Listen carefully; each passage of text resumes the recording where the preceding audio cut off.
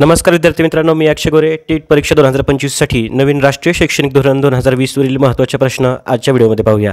तर प्रश्न आणि स्पष्टीकरण आपण पाहणार आहोत. या आधीच्या व्हिडिओमध्ये आपण राष्ट्रीय शैक्षणिक धोरणावरील महत्त्वाचे प्रश्न घेतले होते. तसेच आपण RT 2009 याच्यावरील देखील महत्त्वाचे प्रश्न घेऊया. टेट परीक्षेसाठी संदर्भानं हे प्रश्न खूप जास्त महत्त्वाचे असणार आहेत. सुरुवात करूया व्हिडिओला. तत्पूर्वी महत्त्वाची सूचना, आपल्या टेट परीक्षेसाठी मानसशास्त्र विषयाच्या 20 टेस्ट आपण आपल्या अक्षय गोरे या प्ले स्टोअरवरील ॲपवर त्या ठिकाणी फ्री दिलेल्या आहेत. त्या सर्वांनी ॲप डाउनलोड करा, त्या ठिकाणी जाऊन टेस्ट सोडवा. इंग्लिश विषयाच्या 10 टेस्ट ज्या की IBPSच्या प्रिव्हियस इयर क्वेश्चन्सवर आधारित आहेत, तसेच मराठी विषयाच्या टेस्ट त्या ठिकाणी उपलब्ध आहेत व आपले जे लेक्चर्स होतात त्या लेक्चर्सच्या PDF त्या ठिकाणी सर्वांसाठी टेट परीक्षा 2025साठी मोफत उपलब्ध करून दिलेले आहेत. नक्की ॲप डाउनलोड करा, तुमच्या एक्झामसाठी उपयुक्त असणार आहे.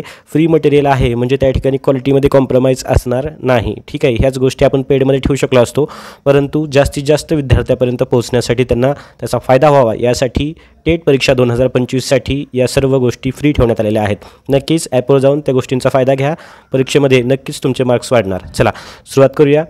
महत्त्वाचे प्रश्न पहिला पहा. नवीन शैक्षणिक धोरण 2020मध्ये संशोधन आणि नवोपक्रम परिसंस्था विकसित करण्यासाठी खालीलपैकी कोणती संस्था महत्त्वाची भूमिका बजावेल? तर पर्याय आहेत विद्यापीठ अनुदान आयोग, अखिल भारतीय तंत्रशिक्षण परिषद, AICTE, यानंतर राष्ट्रीय संशोधन प्रतिष्ठान NRF त्याला म्हणतो आपण, आणि नीती आयोग. तर याचा आन्सर काय असणार आहे? पर्याय क, राष्ट्रीय संशोधन प्रतिष्ठान असणार आहे. याचं स्पष्टीकरण पाहूया. चला पहा. राष्ट्रीय संशोधन प्रतिष्ठान त्याला आपण NRF असं म्हणतो. NRF ही देशातील उच्च शिक्षण संस्थांमध्ये संशोधन आणि नवोपक्रमांना प्रोत्साहन देण्यासाठी एक प्रमुख संस्था असेल असं NEP 2020मध्ये म्हणण्यात आलेलं आहे. तर पहा, नवीन शैक्षणिक धोरण 2020मध्ये शिक्षणाच्या विकेंद्रीकरणाचा उद्देश काय आहे? ठीक आहे, तर पहा, केवळ केंद्र सरकारला अधिकार देणे या ठिकाणी हे चुकीचा पर्याय असणार आहे. यानंतर पहा, स्थानिक गरजानुसार शिक्षण प्रणालीत बदल करण्याची मुभा देणे, खाजगी संस्थांना पूर्ण नियंत्रण देणे, शिक्षण मंत्रालयाचे अधिकार कमी करणे. या ठिकाणी हे दोन्ही पर्याय चुकीचे असणार आहेत. उत्तर आपलं असणार आहे ब. ठीक आहे, चला या ठिकाणी कलर थोडासा चेंज करू. पहा, याचं स्पष्टीकरण पाहूया.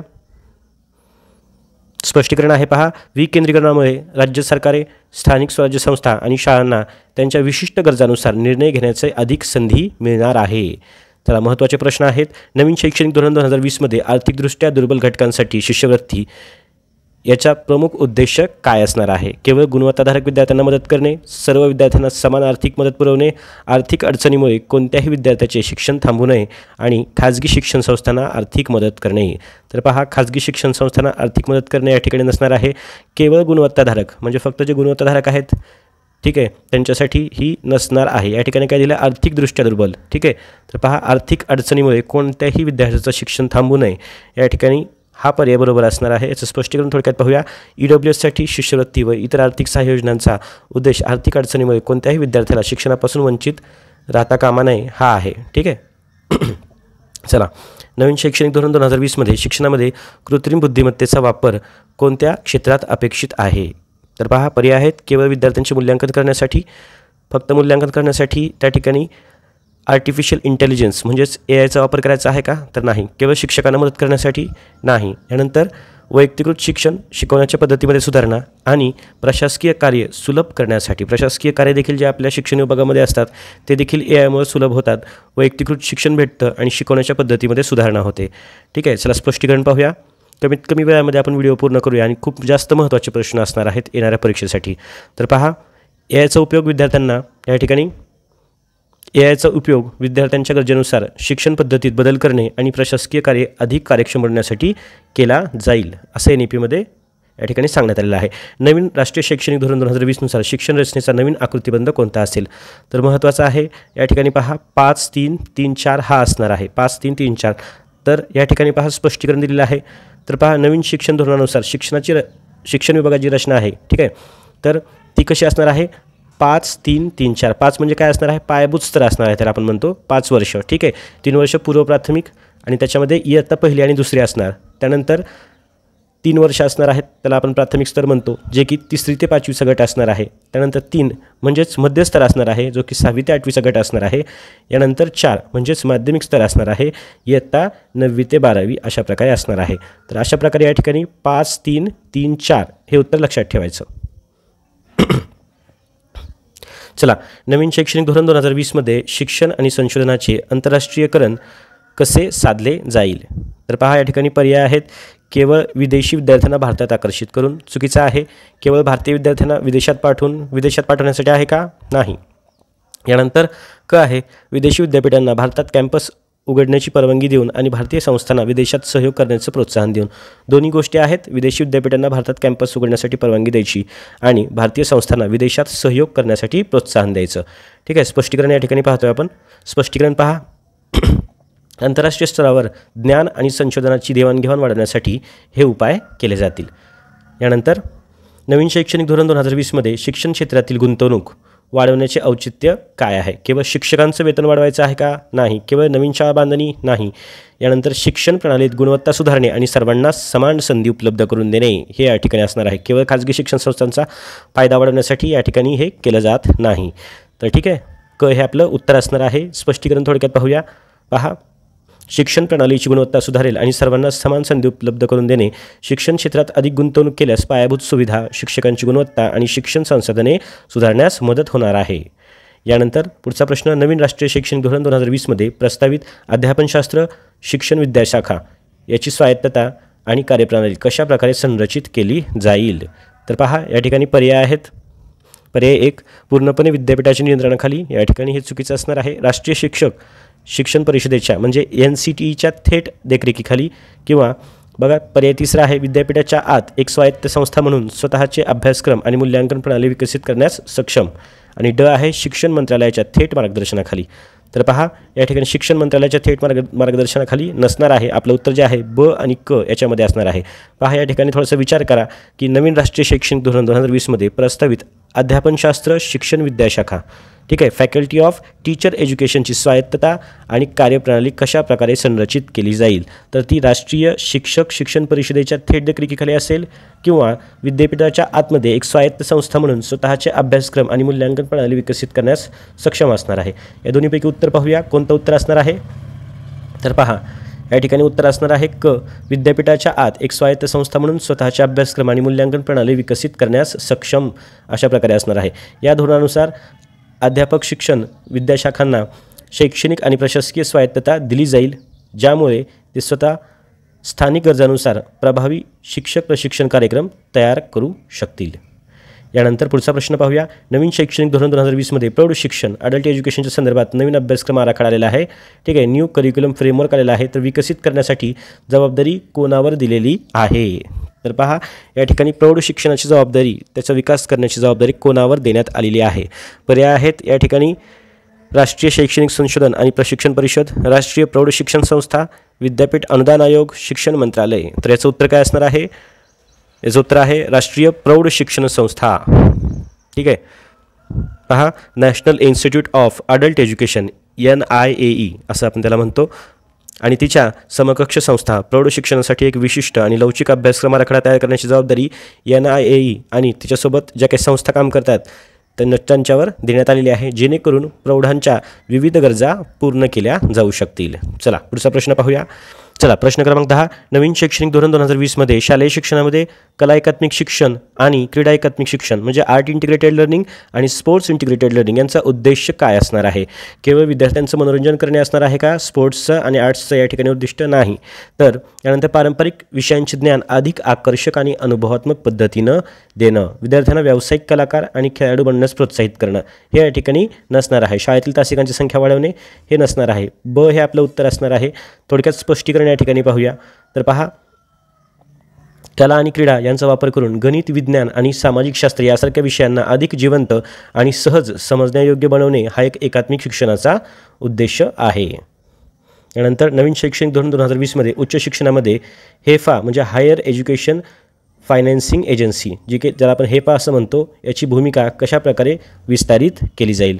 तर पहा, केवळ पायाभूत सुविधांसाठी कर्ज पुरवणे, संशोधन प्रकल्पांना थेट अनुदान देणे, उच्च शिक्षण संस्थांना गुणवत्ता सुधारण्यासाठी आणि संशोधनासाठी आर्थिक सहाय्य करणे, विद्यार्थ्यांसाठी शिक्षण शुल्क निश्चित करण्यासाठी. तर पहा, याचा आन्सर असणार आहे, चला उत्तर आहे क, उच्च शिक्षण संस्थांना गुणवत्ता सुधारण्यासाठी आणि संशोधनासाठी आर्थिक सहाय्य करणे हे काम आहे HEFA हेफा याचं. यानंतर पुढचा प्रश्न पाहूया. नवीन शैक्षणिक धोरण 2020मध्ये शिक्षणामध्ये सामाजिक आणि भावनिक शिक्षण, सोशियल अँड इमोशनल लर्निंग SELचा समावेश करण्याचं त्या ठिकाणी महत्त्व काय असणार आहे?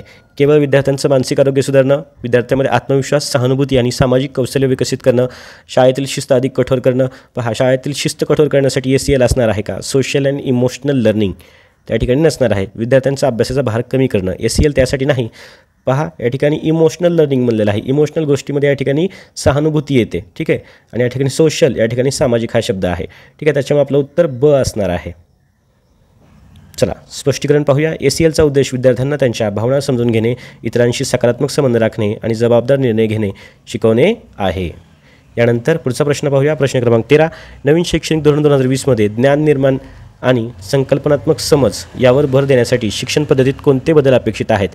तर पहा, नवीन शैक्षणिक धोरणामध्ये ज्ञान निर्माण आणि संकल्पनात्मक समज म्हणजेच knowledge creation and conceptual understanding याच्यावर भर देण्यासाठी कोणते बदल अपेक्षित आहेत? तर पहा, केवळ पाठांतर आणि पुनरावृत्तीवर लक्ष केंद्रित करणे हे चुकीचं आहे. फक्त पाठांतर त्या ठिकाणी करून संकल्पना क्लिअर होणार आहेत का?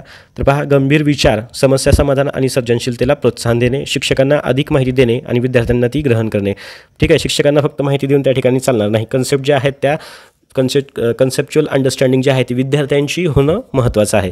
विद्यार्थ्यांचे केवळ लेखी परीक्षेद्वारे मूल्यांकन करणे चुकीचं आहे. त्या ठिकाणी लेखी परीक्षेद्वारे सर्व कन्सेप्च्युअल अंडरस्टँडिंग विद्यार्थ्याची होणार नाही, ठीक आहे.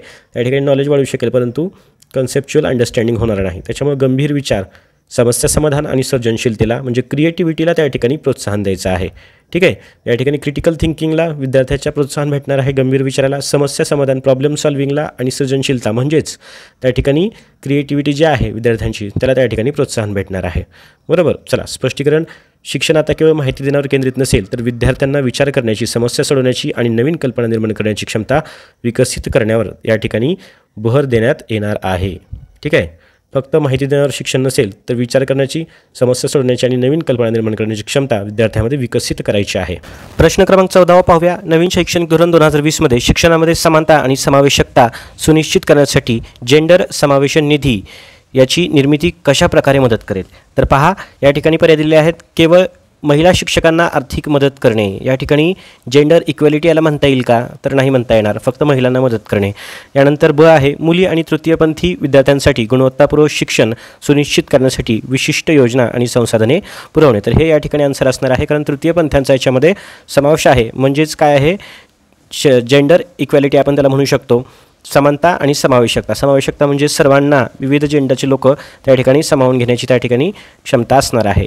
तर पहा, स्पष्टीकरण पाहतोय आपण.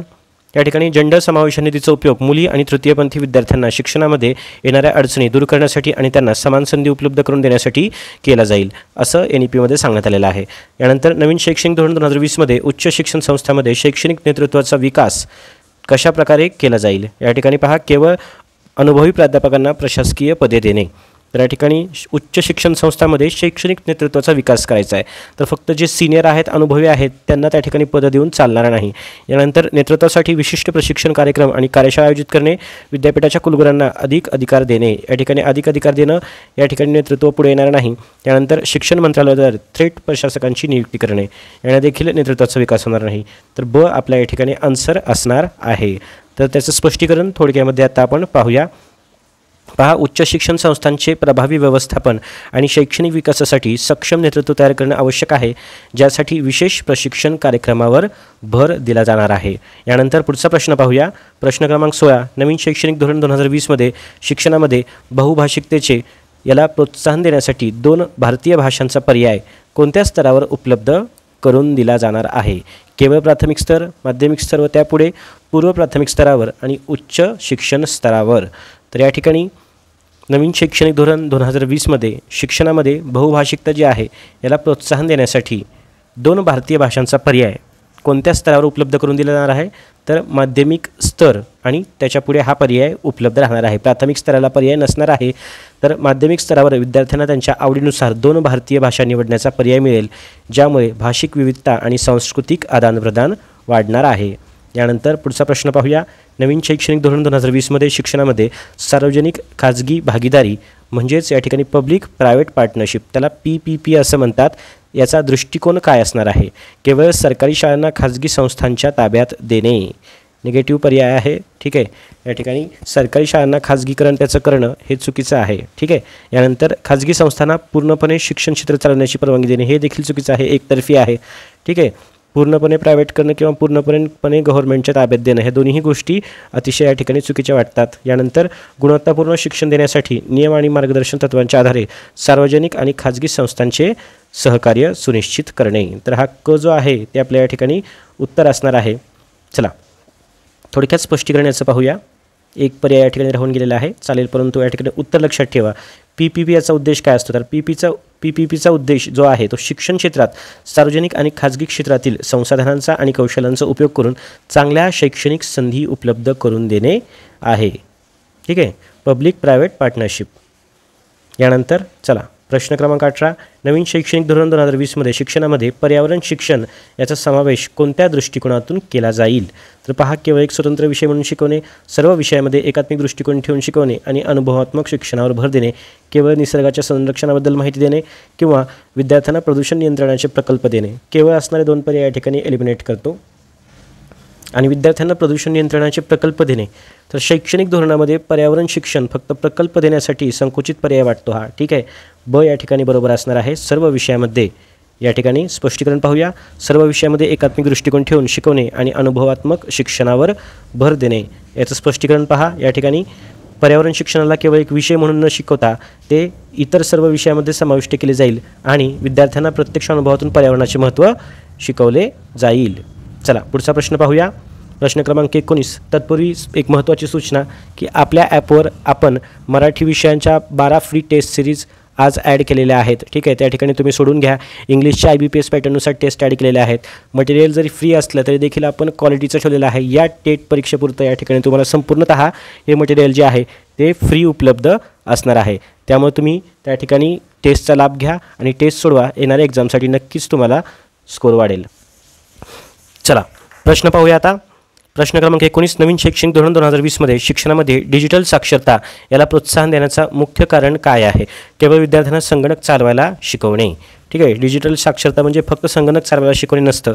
यानंतर विद्यार्थ्यांना माहिती आणि संप्रेषण तंत्रज्ञानाचा प्रभावी आणि जबाबदार वापर करण्यास सक्षम करणे हा पर्याय बरोबर असणार आहे. पुस्तकांचं महत्त्व कमी करणे या ठिकाणी अजिबात बरोबर पर्याय नसणार आहे, कारण पुस्तकाचं महत्त्व हे आपल्या शिक्षण व्यवस्थेमध्ये कायम राहणार आहे.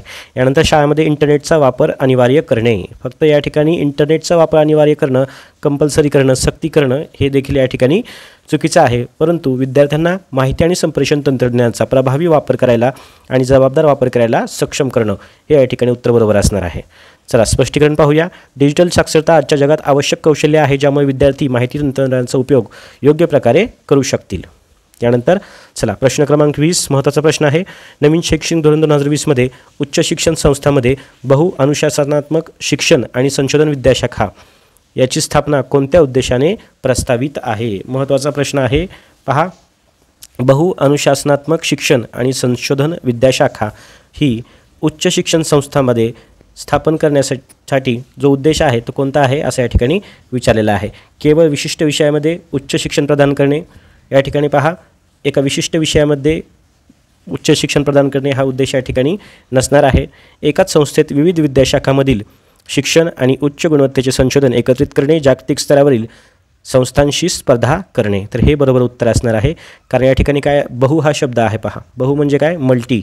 बरोबर, मल्टी डिसिप्लिनरी या ठिकाणी आहे. Multi disciplinary education and research universities. ठीक आहे, MERUS असं त्याला म्हणतात. ठीक आहे, तर या ठिकाणी याचा अर्थ काय होतो की एका संस्थेमध्ये वेगवेगळ्या म्हणजे बहु विद्याशाखांमधील शिक्षण आणि उच्च गुणवत्तेचे संशोधन एकत्रित करायचं, जागतिक स्तरावरील ज्या संस्था आहेत त्यांच्याशी स्पर्धा करण्यासाठी. चला या ठिकाणी आत्ताच या ठिकाणी लॉंग फॉर्म असलेला आहे. MERUS याचा उद्देश अशा उच्च शिक्षण संस्था निर्माण करणे आहे जेथे विविध विषयांचे एकात्मिक इंटिग्रेटेड त्या ठिकाणी एज्युकेशन भेटणार आहे आणि आंतरराष्ट्रीय स्तराचं संशोधन त्या ठिकाणी केलं जाणार आहे. यानंतर पुढचा प्रश्न पाहूया. प्रश्न क्रमांक 21, नवीन शैक्षणिक धोरण 2020 उच्च शिक्षण संस्थांमध्ये संशोधन नैतिकता, ठीक आहे, रिसर्च एथिक्स आणि शैक्षणिक अखंडता ॲकॅडमिक इंटिग्रिटी सुनिश्चित करण्यासाठी कोणत्या संस्थात्मक यंत्रणाची कल्पना केलेली आहे. तर पहा, या ठिकाणी 2 कीवर्ड्स आहेत. पहिला म्हणजे संशोधन नैतिकता आणि दुसरा म्हणजे शैक्षणिक अखंडता. ठीक आहे, या सुनिश्चित करण्यासाठी कोणत्या संस्थात्मक यंत्रणांची कल्पना NEPमध्ये केलेली आहे. केवळ विद्यापीठांना स्वतःचे नियम बनवणे हे नसणार आहे. तर पहा, विद्यापीठ अनुदान आयोगाद्वारे कठोर नियम लागू करणे आणि त्याचे उल्लंघन करणाऱ्यावर कारवाई करणे. तर पहा, या ठिकाणी देखील हे उत्तर नसणार आहे. कठोर कारवाई करण्यासाठी म्हणून या ठिकाणी कुठलीही गोष्ट त्या ठिकाणी तयार केलेली नाही. तर संशोधन नैतिकता मंडळे, ठीक आहे, रिसर्च इथिक बोर्ड्स आणि शैक्षणिक अखंडता कक्ष, अकॅडमिक इंटिग्रिटी सेल्स यांची स्थापना करणं हे या ठिकाणी पॉझिटिव्ह उत्तर असणार आहे. ठीक आहे, चला याचं स्पष्टीकरण पाहूया. उत्तर आहे क. चला, उच्च शिक्षण संस्थांमध्ये संशोधनाची गुणवत्ता आणि प्रामाणिकपणा जतन करण्यासाठी या संस्थात्मक यंत्रणा महत्त्वाची भूमिका बजावतील. कोणकोणत्या 2 यंत्रणा असणार आहेत? संशोधन नैतिकता मंडळे स्थापन केली जाणार आहेत आणि शैक्षणिक अखंडता कक्ष त्या ठिकाणी स्थापन केला जाणार आहे. यानंतर प्रश्न क्रमांक 22, नवीन शैक्षणिक धोरण 2020मध्ये उच्च शिक्षण संस्थांमध्ये क्रेडिट हस्तांतरण आणि संचय ही प्रणाली कशा प्रकारे विद्यार्थ्यांच्या शैक्षणिक लवचिकतेला वाढवेल? तर पहा, या ठिकाणी पर्याय आहे केवळ एकाच संस्थेत शिक्षण पूर्ण करण्याची सक्ती करणे हे या ठिकाणी नसणार आहे. सक्ती करण्याचा हा पर्याय चुकीचा आहे. विद्यार्थ्यांना विविध संस्थांमधील अभ्यासक्रम आणि क्रेडिट्स एकत्रित करून पदवी प्राप्त करण्याची मुभा देणे हा या ठिकाणी लवचिकता वाढवण्याचा पर्याय असणार आहे. मुभा देणे म्हणजे काय? या ठिकाणी लवचिकता आहे. याच्यावरून आपण उत्तर त्या ठिकाणी बरोबर समजू शकतो. विद्यार्थ्यांना विविध संस्थांमधील अभ्यासक्रम आणि क्रेडिट्स एकत्र करू द्यायचे आणि त्यांना पदवी प्राप्त करण्याची मुभा देणे यालाच लवचिकता असं म्हणतात. ठीक आहे, तर पहा, स्पष्टीकरण पाहतोय आपण आता. क्रेडिट हस्तांतरण आणि संचय प्रणालीमुळे विद्यार्थ्यांना त्यांच्या सोयीनुसार आणि गरजेनुसार शिक्षण घेण्यासाठी अधिक लवचिकता मिळणार आहे. म्हणजे विद्यार्थ्यांना विविध संस्थांमधील अभ्यासक्रम जो आहे तो एकत्रित करून, अभ्यासक्रम आणि क्रेडिट्स एकत्रित करून पदवी प्राप्त करण्याची मुभा त्या ठिकाणी मिळणार आहे. ठीक आहे, पदवी प्राप्त करण्याची मुभा मिळणार. यानंतर चला, प्रश्न क्रमांक 23, नवीन शैक्षणिक धोरण 2020मध्ये उच्च शिक्षण संस्थांमध्ये संस्थात्मक विकास योजना, इन्स्टिट्यूशनल डेव्हलपमेंट प्लॅन्स, त्याला आपण IDP असं म्हणतो, लॉंग फॉर्म महत्त्वाचे लक्षात ठेवा, तयार करण्याची संकल्पना कशासाठी आहे? तर IDP जे आहे त्या ठिकाणी तयार करण्याची संकल्पना, इन्स्टिट्यूशनल डेव्हलपमेंट प्लॅन्स कशासाठी तयार केले गेले आहेत? केवळ संस्थांच्या इमारतीचा विकास करणे. ठीक आहे, या ठिकाणी स्थापत्य विभागाचं हे काम आहे, फक्त इमारतीचा विकास करणे, बरोबर, त्या संस्थेच्या. यानंतर संस्थेच्या शैक्षणिक आणि प्रशासकीय विकासासाठी दीर्घकालीन योजना तयार करणे आणि त्यांची अंमलबजावणी करणे हे बरोबर असणार आहे. ठीक आहे, पहा, IDP याचं संकल्पना कशासाठी आहे? संस्थेच्या शैक्षणिक आणि प्रशासकीय विकासासाठी दीर्घकालीन योजना तयार करायच्या आणि त्यांची अंमलबजावणी करायची आहे. तर IDPच्या माध्यमातून प्रत्येक उच्च शिक्षण संस्था स्वतःच्या विकासासाठी योजना तयार करतील आणि त्यांचं प्रभावी अंमलबजावणी करू शकतील. यानंतर चला, प्रश्न क्रमांक 24, नवीन शैक्षणिक धोरण 2020मध्ये शिक्षणामध्ये आंतरविद्याशाखीय दृष्टिकोन, इंटरडिसिप्लिनरी अप्रोच इन एज्युकेशन याच्या अंमलबजावणीसाठी अभ्यासक्रम आणि अध्यापनशास्त्रामध्ये कोणत्या प्रकारच्या बदलांची अपेक्षा आहे? तर पहा, प्रत्येक विषयाला पूर्णपणे स्वतंत्रपणे शिकवणे, 2 किंवा अधिक विषयांच्या संकल्पना आणि पद्धती एकत्रित करून शिकवणे, केवळ विज्ञान आणि तंत्रज्ञानाला एकत्र आणणे, की पारंपरिक विषयरचना पूर्णपणे बदलणे? पारंपरिक विषयरचना पूर्णपणे बदलता येणार नाही. नवीन जरी शैक्षणिक धोरण असलं तरीही पूर्णपणे पारंपरिक विषयरचनेला नाकारता येत नाही. त्यामुळे हा निगेटिव्ह पर्याय आहे. केवळ विज्ञान आणि तंत्रज्ञानाला एकत्रित आणणे. बाकीचे देखील स्ट्रीम्स आहेत, शाखा आहेत, तेवढ्या संकुचित त्या ठिकाणी पर्याय हा वाटतो, बरोबर. प्रत्येक विषयाला पूर्णपणे स्वतंत्रपणे शिकवणे. तर या ठिकाणी पहा, आंतरविद्याशाखीय इंटरडिसिप्लिनरी अप्रोच असं म्हणलेलं आहे. म्हणजे त्याच्यामध्ये अंतर म्हणजे 2 किंवा 2पेक्षा अधिक विषयांच्या संकल्पना. ठीक आहे, याचा अर्थ काय होतो? 2 किंवा अधिक, बरोबर. तर 2 किंवा अधिक विषयांच्या संकल्पना आणि पद्धती एकत्रित करून शिकवणे हा आहे आंतरविद्याशाखीय दृष्टिकोन. ठीक आहे, चला, या ठिकाणी आपण स्पष्टीकरण पाहिलेलं आहे. आंतरविद्याशाखीय दृष्टिकोन विद्यार्थ्यांना विविध विषयांच्या संबंधाची जाणीव करून देतो आणि ज्ञानाला अधिक समग्र बनवतो. यानंतर प्रश्न क्रमांक 25 पाहूया. नवीन शैक्षणिक धोरण 2020मध्ये उच्च शिक्षण संस्थांमध्ये शैक्षणिक गुणवत्ता वाढण्यासाठी अंतर्गत गुणवत्ता हमी यंत्रणा, इंटरनल क्वालिटी ॲश्युरन्स सेल, त्याला IQAC असं म्हणतात, इंटरनल क्वालिटी ॲश्युरन्स सेल, याची भूमिका अधिक प्रभावी कशी बनवली जाईल? पहा, IQACला केवळ औपचारिक बैठका आयोजित करण्याचं काम देणं यांनी प्रभावी बनणार आहे का? ठीक आहे, केवळ म्हणलेलं आहे या ठिकाणी, केवळ औपचारिक बैठका आयोजित करण्याचं काम देणं. IQAC म्हणजे काय आहे? Internal quality assurance cell. तर IQACला संस्थेच्या शैक्षणिक आणि प्रशासकीय कार्यप्रणालीचे नियमित मूल्यांकन आणि सुधारणा करण्यासाठी सक्रिय कार्य सोपवणे हा पर्याय बरोबर असणार आहे. कारण याच्यामध्ये काय होते, नियमित मूल्यांकन होत आहे आणि सुधारणा करण्यासाठी सक्रिय कार्य त्यांना दिलं जात आहे. बरोबर. याचं स्पष्टीकरण थोडक्यात पाहूया. पहा, स्पष्टीकरण आहे, IQAC संस्थेच्या अंतर्गत गुणवत्तेचे सतत मूल्यांकन करून सुधारण्यासाठी मार्गदर्शन केलं जाईल. मूल्यांकन म्हणजे काय, त्या ठिकाणी आपलं असेसमेंट केली जाते आणि असेसमेंटमध्ये फीडबॅक हा अपेक्षित असतो. फीडबॅक दिला जातो ज्याच्यामुळं क्वालिटी इन्क्रीज होते. ठीक आहे, क्वालिटी सुधारली जाते. बरोबर. तर अशा प्रकारे आजच्या व्हिडिओमध्ये आपण टेट परीक्षा 2025साठी महत्त्वाचे प्रश्न पाहिले. तुम्हाला जर व्हिडिओ आवडला असेल, व्हिडिओला नक्की लाईक करा. या ठिकाणी यूट्यूबवर आपण जेवढं फ्री देता येईल तेवढं देण्याचा प्रयत्न करतो आहे, परंतु त्या ठिकाणी रिस्पॉन्स काय तेवढा आपल्याला जास्त भेटत नाही आहे. ठीक आहे, खूप जास्त रिस्पॉन्सची अपेक्षा नाही, परंतु आपण या ठिकाणी 2020पासून बरंच मटेरियल विद्यार्थ्यांना बऱ्याच एक्झाममध्ये फ्री दिलेलं आहे. तसंच आता ॲपच्या माध्यमातून सुद्धा आपण त्या ठिकाणी फ्री मटेरियल देत आहोत. ठीक आहे, आणि अगदी प्रामाणिकपणे या ठिकाणी सर्व मटेरियल शेअर करून दररोज आपण व्हिडिओ बनवत आहोत. त्याच्यामुळं आपला व्हिडिओ या ठिकाणी आपल्याकडं कुठल्या प्रकारची फॅकल्टी किंवा आणखीन आपल्याला आपल्या व्हिडिओचा प्रसार करण्यासाठी कुठलं माध्यम नाही आहे, केवळ आपली ऑडियन्स त्या ठिकाणी आहे. त्याच्यामुळं ते सगळं तुमच्यावर आहे की तुम्ही हा व्हिडिओ जास्तीत जास्त शेअर करू शकता, तुमच्या मित्रांना पाठवू शकता आणि सजेस्ट देखील करू शकता. ठीक आहे, इथून पुढे देखील व्हिडिओ येत राहतील. चला भेटूया पुढच्या व्हिडिओमध्ये. Thank you so much.